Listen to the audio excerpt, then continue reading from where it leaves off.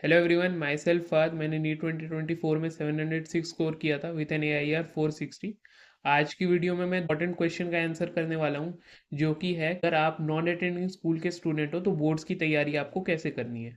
इन दोनों का मैं बहुत अच्छे से आंसर करूंगा। And if you have still haven't subscribe to the channel, please consider subscribing and let's begin the video. And दो चीज़ें मैं बताना चाहूँगा मेरे को कि बोर्ड्स के मार्क्स तो अब मैटर भी नहीं करते। लाइक अब आपको किसी कॉलेज में एडमिशन भी लेना है, लाइक अगर नीट नीट नहीं हुआ एंड किसी और कॉलेज में भी एडमिशन लेना है तो वो लोग ज़्यादातर तो बोर्ड्स मार्क्स कंसिडर करते ही नहीं है। अब तो उसका भी एग्ज़ाम आ गया CUET। एंड दूसरी बात तो ये कि अगर आप नीट के लिए सीरियसली पढ़ रहे हो ना, तो आपको बोर्ड्स की अलग से तैयारी करने की ज़रूरत ही नहीं पड़ेगी। मैंने भी फर्स्ट अटेम्प्ट में नीट निकाला है एंड मेरे बोर्ड्स में भी एक रिस्पेक्टेबल मार्क्स आ गए थे। फिजिक्स में मेरे आए थे 65 आए थे 70 में से। एंड केमिस्ट्री में भी मेरे 68 थे 70 में से, बता रहा हूँ ये थ्योरी का। खाली बायो का मुझे याद नहीं है, शायद से उसमें भी 67 ही थे। तो उतनी मेहनत मैंने नहीं करी थी बोर्ड्स के लिए, तो मतलब बहुत खतरनाक नहीं पढ़ा था मैंने। बस आपको क्या करना होता है, PCB तो आप पहले से पढ़ ही रहे हो ना, फिजिक्स केमिस्ट्री बायोलॉजी। बस जब बोर्ड से एक महीने पहले आपको क्या करना है कि वापस से इस पे थोड़ा सा जोर देना है। ट्वेल्थ का एक बार ये तो ट्वेल्थ का आपने पूरा सिलेबस रिवाइज कर लेना है एक महीने पहले। और एंड उसमें क्या करना है आपको, PYQs उठाने हैं बोर्ड्स के, उसके सॉल्यूशन के साथ। आपको क्या करना है, आंसर रखना है, खुद से लिखने की प्रैक्टिस करनी है उस सॉल्यूशन को।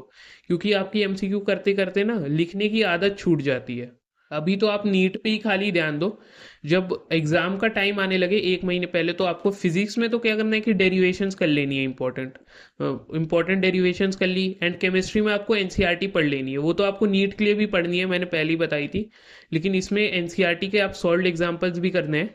चैप्टर्स बता देता हूँ मैं, इनऑर्गेनिक एंड ऑर्गेनिक के तो सारे करने हैं आपको। बाकी फिजिकल में आपको उसकी ज़रूरत नहीं है। फिजिकल में आपको क्या होगा, जितने आप PYQs लगा लोगे उसी में सब कुछ कवर हो जाएगा। मैंने भी खाली PYQs लगाए थे फिजिकल में। PYQs मतलब बोर्ड के प्रीवियस ईयर पेपर्स। ठीक है। अब इसके अलावा दो और सब्जेक्ट बच गए, जो कि है PE और इंग्लिश। तो PE में मेरे 70 थे आउट ऑफ 100, थोड़े कम है। एंड इंग्लिश में मेरे 90 थे। मैंने इन दोनों में तो सिलेबस भी पूरा नहीं किया था, मुझे मतलब इतना था कि हाँ बस पास हो जाना है इसमें। क्योंकि मुझे पता था इन दोनों सब्जेक्ट में तो बिल्कुल भी मार्क्स मैटर नहीं करते हैं। तो मैंने इंग्लिश में क्या किया था, मैंने इंग्लिश में 4 दिन दिए थे। एक दिन तो मैंने सारे फॉर्मेट्स देख लिए थे जो भी होते थे। एंड बाकी 3 दिन मैंने उसके लिटरेचर पढ़ी थी। लिटरेचर कैसे पढ़नी होती है कि यूट्यूब पे आपको एक प्लेलिस्ट मिल जाएगी, मैंने अपनी कक्षा चैनल से पढ़ा था। उसमें प्लेलिस्ट मिल जाती है, उसमें टीचर आपको समझा देगा पहले तो हिंदी में पूरा चैप्टर। एंड उसके बाद आपको उसके डिस्क्रिप्शन में ना एक नोट्स मिल जाते हैं, जिसमें प्रीवियस ईयर के बोर्ड्स के क्वेश्चन होते थे एंड NCERT के भी क्वेश्चन होते थे। आपको बस वो दोनों पढ़ लेने हैं एंड उसी में समरी भी हो जाएगी। तो इतना आप कर लो हर चैप्टर के लिए ना।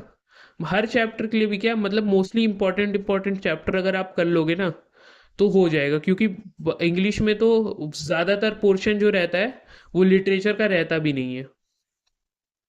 एंड PE को मैंने 2 दिन दिए थे बस। PE में तो मैंने क्या किया था कि PDF एक पढ़ी थी मैंने नोट्स की, बस उसमें से पढ़ लिया था मैंने। उसमें ना NCERT को ली थी ना कुछ। इनफ है यार बोर्ड्स में डिसेंट स्कोर करने के लिए, क्योंकि बोर्ड्स के मार्क्स उतने मैटर नहीं करते, स्पेशली इंग्लिश और PE के।